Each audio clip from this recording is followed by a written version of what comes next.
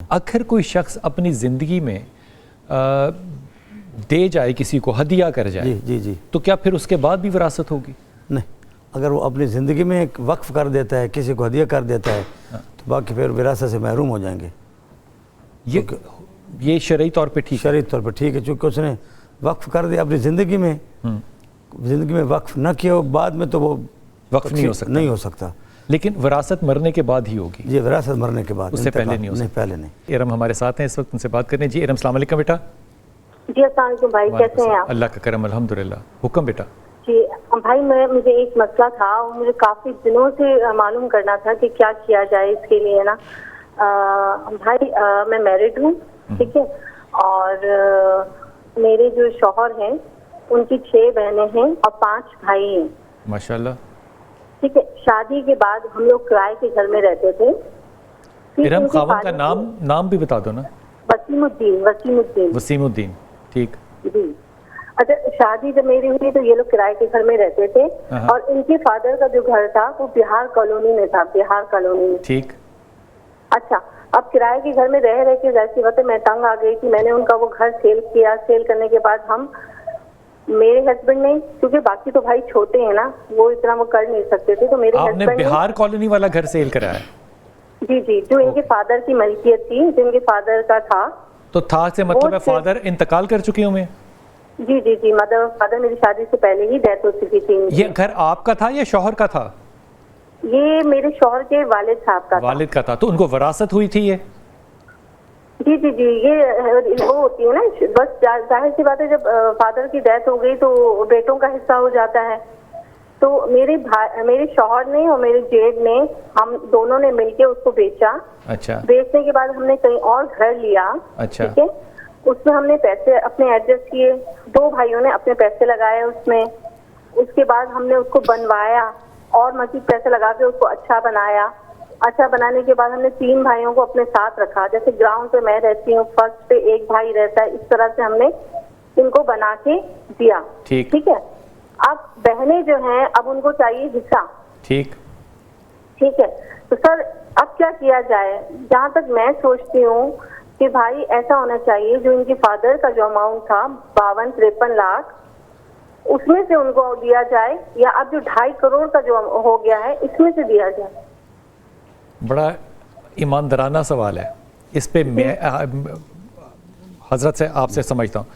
हुजूर अक़दस, जब आपने घर बेचा था ना, उस वक्त के सोने की कीमत का तयन कर लो क्या था, और आज तयन कर लो क्या था। उस परसेंटेज के मुताबिक तुम करोगे। ये नहीं हो सकता कि तुम 20 साल बाद जायदाद जो है उसकी इन्वेस्टमेंट से अर्न तो करके खुद खा लो, लेकिन बहनों को उसमें से हिस्सा ना दो। मेरा नहीं ख्याल कि ये एक राइट एक फैसला होगा कतई तौर पे भी। जो इस वक्त की मौजूदा कीमत होगी उसी के ऊपर आपको बहनों में को भी हिस्सा देना पड़ेगा। बहनों को उसी वक्त हिस्सा देना चाहिए था। हजरत आप फरमाइए। बिल्कुल आपने सही फरमाया जी। जो मौजूदा रेट होगा, कीमत होगी, उसी के मुताबिक सबको विरासत मिलेगी, सबको बराबर हिस्सा। इसमें ये भी मुमकिन है कि हम अगर पैसों का तयन कर ले तो ठीक है, पैसों की भी वैल्यूएशन जो है बेशक वो बढ़ती है, उनकी रज़ा पे है। अब ज़ाहिर एक मकान टुकड़े तो नहीं हो सकता, उसकी कीमत लगाई जाएगी। तो जितना एक आदमी को आएगा वो तकसीम उसी के मुताबिक करेंगे पैसा। यानी कि अगर वो 50 लाख का था, अब वो 2.5 करोड़ का है, तो 2.5 करोड़ के ऊपर आपने बहनों का हिस्सा देना जी, देना। यही इंसाफ बेशक, यही इंसाफ। ये बात जो है, ये एक और मेरे दोस्त उन्होंने भी पिछले दिनों पूछी और उनको भी मैंने यही हिस्स किया था कि आप सोने की कीमत लगा लिया करेंगे। उस वक्त सोना कितना था, अब सोना कितना है, वो जो परसेंटेज है उसी के मुताबिक करना है। अगर कोई शख्स अपनी ज़िंदगी में दे जाए, किसी को हदिया कर जाए, जी, तो क्या फिर उसके बाद भी विरासत होगी? नहीं, अगर वो अपनी ज़िंदगी में एक वक्फ कर देता है, किसी को हदिया कर देता है, तो बाकी फिर विरासत से महरूम हो जाएंगे। ये शरई तौर पे ठीक? शरई तौर पे ठीक है, चूँकि उसने वक्फ कर दिया अपनी ज़िंदगी में वक्फ न किया हो, बाद में तो वो वक्फ नहीं हो सकता। लेकिन विरासत मरने के बाद ही होगी? ये विरासत मरने के बाद, उससे पहले नहीं हो सकता? पहले नहीं। इसमें भाइयों का हिस्सा डबल होगा और बहनों का हिस्सा आधा होगा? जी, हाफ, आधा होगा। अच्छा, अगर फ़र्ज़ कीजिए कि वालिद जो है वो अपनी ज़ुबान से एक विरासत सिर्फ कर दे कि मैंने मेरे मरने के बाद ये होगा, जी, तो ये वसीयत मानी जाएगी? बिल्कुल काबिल कबूल है। अदालत में भी? अदालत में तो अब गवाह तलब करेगी अदालत तो। अच्छा। शरन तो काबिल कबूल है, शरीयत इसको वैल्यू देती है कि ज़बानी कह दिया। क्योंकि बाप ऐसा कर सकता है ना, किसी कमज़ोर बच्चे को वो कहे कि तुम ये ले लो, थोड़ा कोई ज़्यादा ताकतवर बच्चा है तो उसके लिए कहे कि वो तुम ना करो, तुम अपने तौर पे ठीक हो। ये मुमकिन वालिद है? को इख्तियार है। ये इंसाफ है? अब ये तो देखा जाएगा कि वालिद साहब ने ऐसा क्यों किया है। कमज़ोर था बच्चा? हाँ, बच्चा कमज़ोर है तो अगर औलाद राज़ी है तो कोई हर्ज तो नहीं है ज़ाहिरन, कोई हर्ज बाकी खाते पीते हैं और ये गरीब है, ठीक है। तो वालिद की बात को एहतराम तो यही कहता है कि माना जाए। अच्छा, आमतौर पे बहनें जो हैं वो अपना हिस्सा जो है वो भाइयों को छोड़ देती हैं, क्या ये मुनासिब है? ये करना नहीं, ये चाहिए? मुनासिब नहीं है।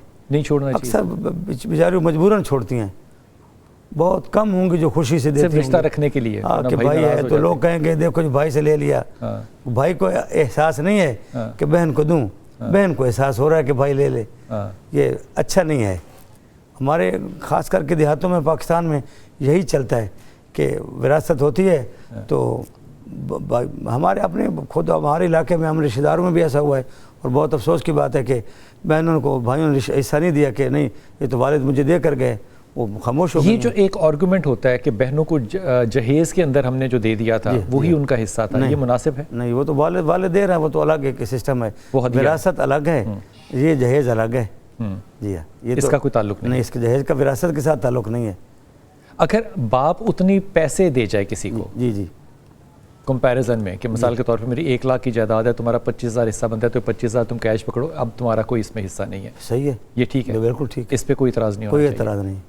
आम तौर पे जो फड्डा पड़ता है वो इसीलिए पड़ता है कि लोग वालिदैन के मरने के बाद जो है वो बटवारा अपने हक में करना चाह रहे होते हैं, लोगों को देना नहीं चाह रहे। ये खराबी यही है, ये खराबी है। मुआशरे इस पे की पकड़ है?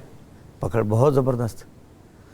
हज़रत रिवायत सरकार दो आलम सल्लल्लाहु अलैहि वसल्लम फरमाते हैं कि अगर कोई बंदा, बड़ी ज़बरदस्त हदीस है, पूरी दुनिया सुने, पूरा मुआशरा सुने, अगर किसी बंदे ने किसी का नाहक 1 दिरहम का छठा हिस्सा खा लिया, 1 दिरहम का जी छठा हिस्सा, उसकी सज़ा अल्लाह सुब्हानहू व तआला ने, अल्लाह के रसूल ने ये बयान फरमाई है, 600 कबूल शुदा नमाजें उसके नाम अमाल से जब्त करके उसके नाम अमाल में दे दी जाएंगी।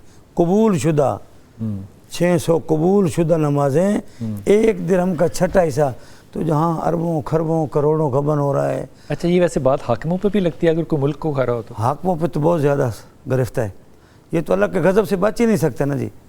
हाकिम या अदलिया या कोई भी है, ये तो अल्लाह ताला के गज़ब से, कभी मैं आपको लिख के देता हूँ, ये नहीं बच सकते अगर कोई नाइंसाफ़ी करता है। बहुत शुक्रिया लामा साहब, बहुत शुक्रिया आपका। आपसे गुफ्तगू में मज़ा आ रहा था लेकिन वक्त बिल्कुल ख़त्म हो गया। वो एक सहाबी को किसी ने आके किसी ने इल्ज़ाम लगाया दूसरे सहाबी के ऊपर कि इन्होंने मेरी ज़मीन जो है उस पर कब्ज़ा किया। वो सहाबी को जब बुलाया गया तो उन्होंने कहा कि मैंने रसूल पाक सल्लल्लाहु अलैहि वसल्लम की ये बात सुनी हुई है कि कोई किसी की एक बालिश यानी कि एक इतनी ज़मीन जो है वो भी ले लेगा तो रोज़े क़यामत अल्लाह ताला जो है 7 ज़मीनों का तौक जो है 7 ज़मीनों का हार बना के सज़ा के तौर पे उसके गले में डालेगा। तो तुम किस तरह की बात कर रहे हो कि एक बालिश ज़मीन का ये अजाब है तो मैं तुम्हारी ज़मीन पर कब्ज़ा कैसे कर सकता हूँ? अल्लाह ताला हमें इंसाफ़ करने की तौफ़ीक दे।